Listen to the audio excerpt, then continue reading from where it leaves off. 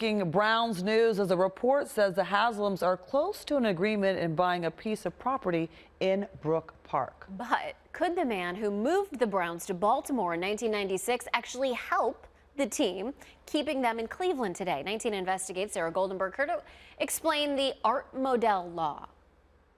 Within months of former Browns owner Art Modell moving the team to Maryland, Ohio lawmakers took action to make sure what happened in Cleveland doesn't happen again. This Ohio law went into effect in June of 1996, also known as the Art Modell law. What the law basically does is put relocation restrictions on owners of professional sports teams that use a tax-supported facility like the Browns, whose stadium is owned by the city of Cleveland.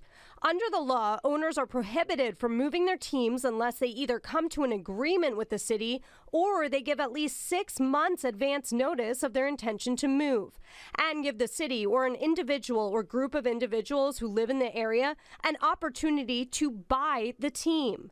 The Art Modell law is what essentially helped keep the Columbus Crew soccer team from moving to Texas. It was the basis of a 2018 lawsuit filed against the Crew's owner by the city of Columbus and Governor Mike DeWine, who was the state's attorney general at the time. That lawsuit paused the relocation of the Crew, and months later, the team was sold to new owners who would keep them in Ohio.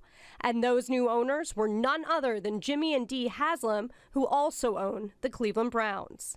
Obviously, moving a team to another state is different than moving to a neighboring city, but there is nothing in the Art Modell law stating it only applies to out-of-state relocation.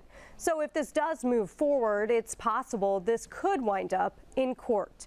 Sarah Goldenberg, 19 News.